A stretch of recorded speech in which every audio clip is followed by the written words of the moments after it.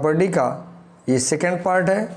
इसमें आप आगे के बिंदु में पढ़ेंगे, इसके बारे में आप टोटल पूरा समझेंगे। तो सॉइल की पोरोसिटी, तो सबसे पहले तो जानते हैं कि पोर्स क्या होता है। पोर्स का मतलब क्या हो जाएगा यहाँ पर कि जैसे अगर ये पार्टिकल्स हैं, ये मिट्टी के कण हैं और इन कणों के बीच में जो रिक्त स्थान होता है, जो खाली स्थान होगा, जैसे बीच में जो खाली स्थान होता है उसी को हम क्या बोलते हैं? रंध्र बोलते हैं। उसी को हम पोर्स बोलते हैं, उसी को रंध्र कहते हैं। और इसी का जो पूरा एक वॉल्यूम होता है, जो इसका परसेंटेज होता है, उसी को हम क्या बोलते हैं? पोरोसिटी बोलते हैं। सभी पोर्स का जो क्या होगा? पोरोसिटी होगा। उसी को हम क्या बोलेंगे? ये आप टोटल उसको आप पोरोसिटी कहते हैं। आगे अगर हम देखें तो ये आपका हो गया पोरोसिटी। पोरोसिटी के बाद लिखा है कि the space of occupied of by air and water between particles is a given volume of soil are called pore space. क्योंकि जो ये पोर स्पेस होगा, जो ये बीच में रंध्र होगा, ये किसके द्वारा फुलफिल होता है? ये एयर एंड वाटर के द्वारा ये पूरा क्या होता है? फुलफिल होता है, भरा हुआ होता है। किसके माध्यम से? जल और वायु के द्वारा ये भरा रहता है। इसमें अगर आप मुख्य तौर पर देखेंगे तो जो मिट्टी का जो भी खाली स्थान, अगर मान लीजिए कि सॉइल का पूरा एक प्रॉपर्टी है, ये मान लीजिए, तो उसमें आप देखेंगे सॉइल की एक कंपोनेंट है। तो सॉइल के कंपोनेंट में इसमें 50% सॉलिड होता है और 50% इसमें पोर स्पेस होता है। मतलब पूरे एरिया का देखेंगे तो 50% वो ठोस भाग होता है और 50% इसमें क्या होता है? रंध्र होता है। अब 50% इसमें रंध्र, और वो रंध्र किसके द्वारा भरे हुए होते हैं? जल और वायु के द्वारा ये रंध्र मुख्य तौर पर भरे रहते हैं। जो भी खाली स्थान होगा, किसके द्वारा? ये वायु और जल के द्वारा ये पूरा भाग इसमें भरा हुआ रहता है।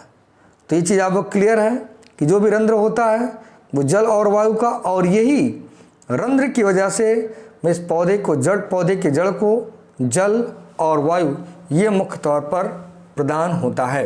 अगर देखें तो depend upon the texture, structure, compactness and organic content of the soil. जो पोरोसिटी डिपेंड होता है वो सॉइल के टेक्सचर पर। अभी इसके पहले ही बताए थे कि अगर फाइन टेक्सचर की सॉइल है, जैसे मान लीजिए कि बिल्कुल मिट्टी के कण जो बिल्कुल छोटे छोटे कण हैं, इसमें नंबर ऑफ पोर्स अधिक होंगे। अभी इसके पहले हम आपको बताए थे कि सॉइल मान लीजिए अगर क्ले पार्टिकल्स है, क्ले पार्टिकल्स में उसमें आप देखे थे कि पोरोसिटी अधिक था, लेकिन वहीं पर सैंड में क्या था कि पार्टिकल्स उसके बड़े हैं होने के कारण उसमें पोरोसिटी क्या होगी? कम होगी। तो सॉइल टेक्सचर भी इसको प्रभावित करता है। दूसरा आता है सॉइल स्ट्रक्चर। तो स्ट्रक्चर भी, अब अगर गोल आकार के कण होंगे, तो गोल अगर कण होंगे तो उनमें नंबर ऑफ पोर्स उसमें अधिक बनेंगे अगर गोल आकार के कण होंगे। तो आप कह सकते हैं कि अगर ग्रेनुलर स्ट्रक्चर है तो उसमें पोरोसिटी अधिक होगा। लेकिन वहीं कहीं पर अगर ब्लॉकी है या वो प्रिज्मेटिव है या कोलुमिनार है तो उसमें नंबर ऑफ पोर्स कम बने। जैसे ये ब्लॉकी स्ट्रक्चर है, ये कोलुमिनार स्ट्रक्चर है, तो ऐसे स्ट्रक्चरों में नंबर ऑफ पोर्स क्या होंगे? कम बनते हैं। तो स्ट्रक्चर भी कहीं ना कहीं इसको प्रभावित करता है। दूसरा चीज़ होता है कंपैक्टनेस। तो यहाँ पर अगर हम कंपैक्टनेस की बात करते हैं, मिट्टी की सघनता, जो दबाव, तो अगर मिट्टी में कंपैक्टनेस बहुत ज़्यादा हो जाता है, बिल्कुल पार्टिकल्स उसके आपस में क्या हो गए? ये बिल्कुल सटे हुए होते हैं। कंपैक्टनेस अगर अधिक होता है, तो अगर कंपैक्टनेस अधिक होगा तो उसमें आप कह सकते हैं कि उसमें स्पेस कम होगा और बहुत कम मात्रा में वो उसमें पोर स्पेस रह जाएंगे।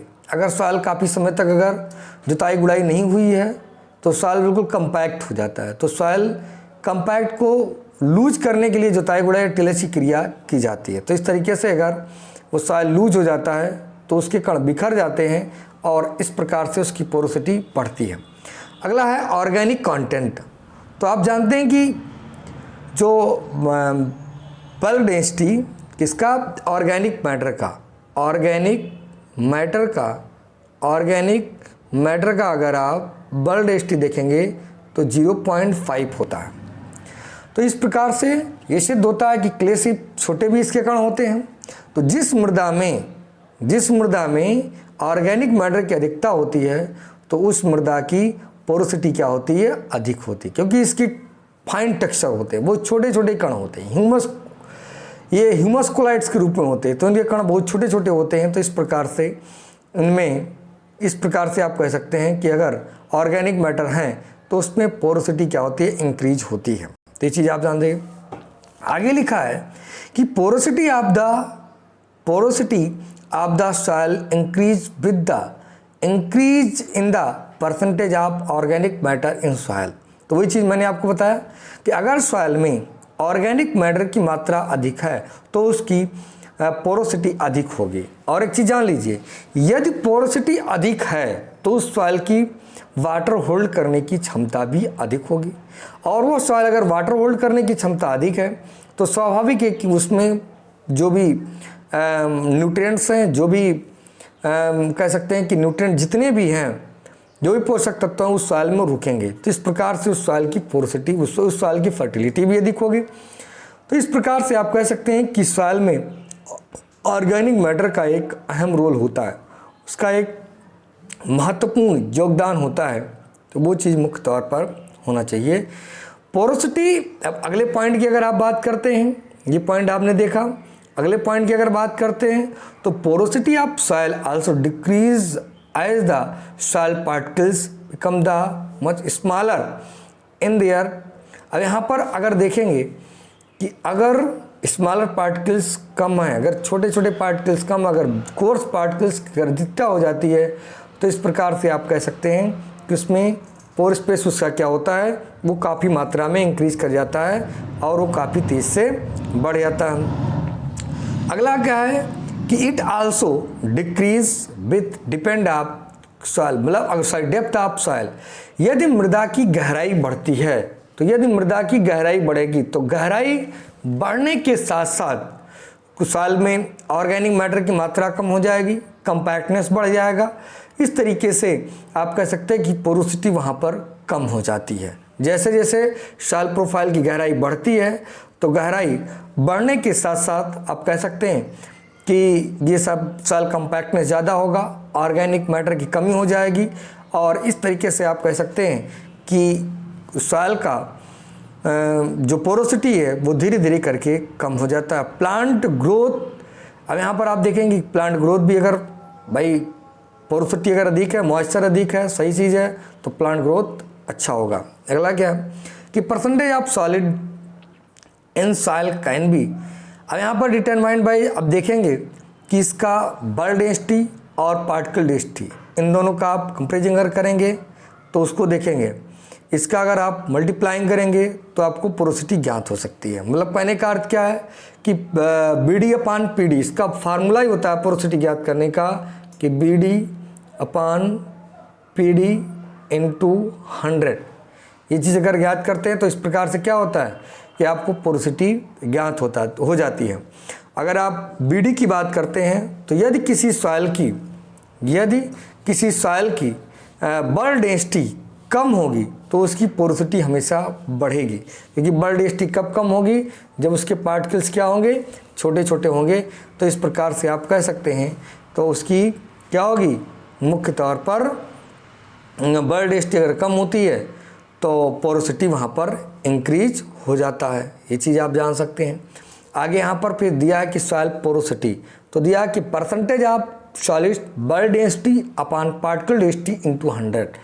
तो आप देख सकते हैं तो बल डेंसिटी अपान पार्टिकल डेंसिटी, मतलब जो बल डेंसिटी की मात्रा होगी, जैसे मान लीजिए कि नॉर्मल सॉइल की बल डेंसिटी वो कितना होगा?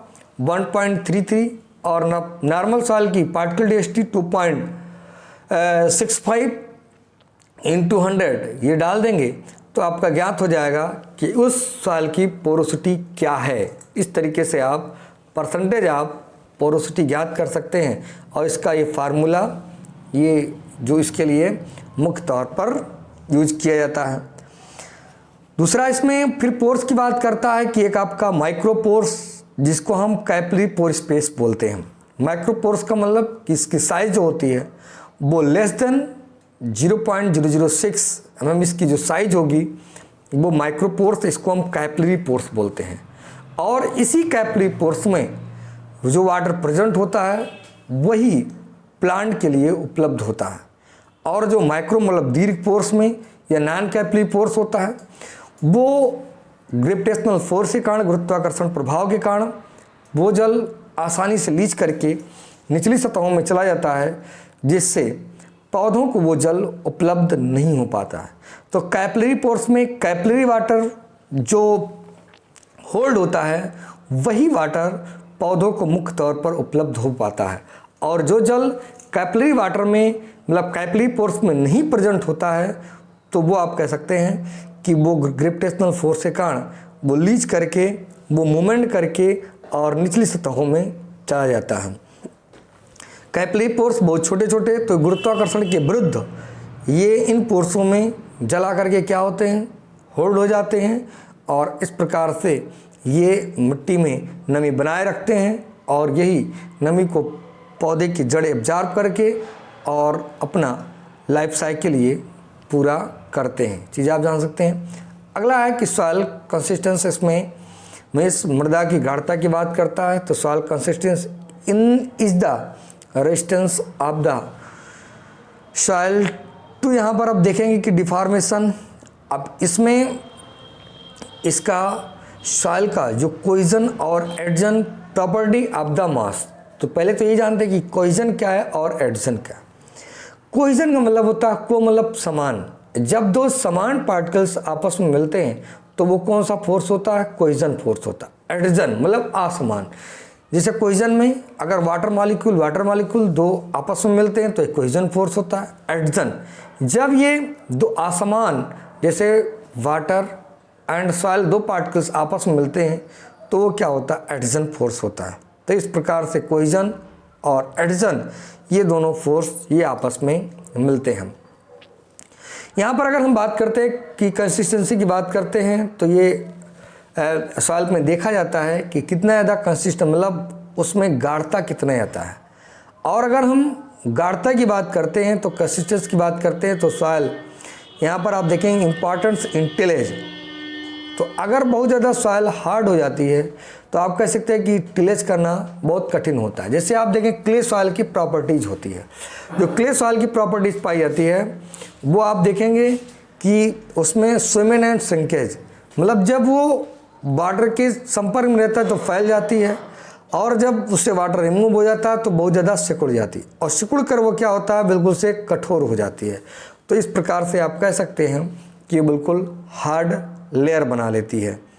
ऐसे इसमें wait soil, moist soil, dry soil, तो इस सब सॉइल की अलग अलग इसकी प्रॉपर्टी। जैसे मॉइस्ट सॉइल लूज होता है और ये क्या होगा कि काफ़ी लूज होगा, अगर हम इस समय में अगर टिलेज ऑपरेशन करते हैं तो सही होता है। ड्राई सॉइल भी लूज होगा, सॉफ्ट होगा। तो इस प्रकार से इसकी क्या होती है, पूरा प्रॉपर्टी मानी जाती है। सॉइल कलर की अगर बात करते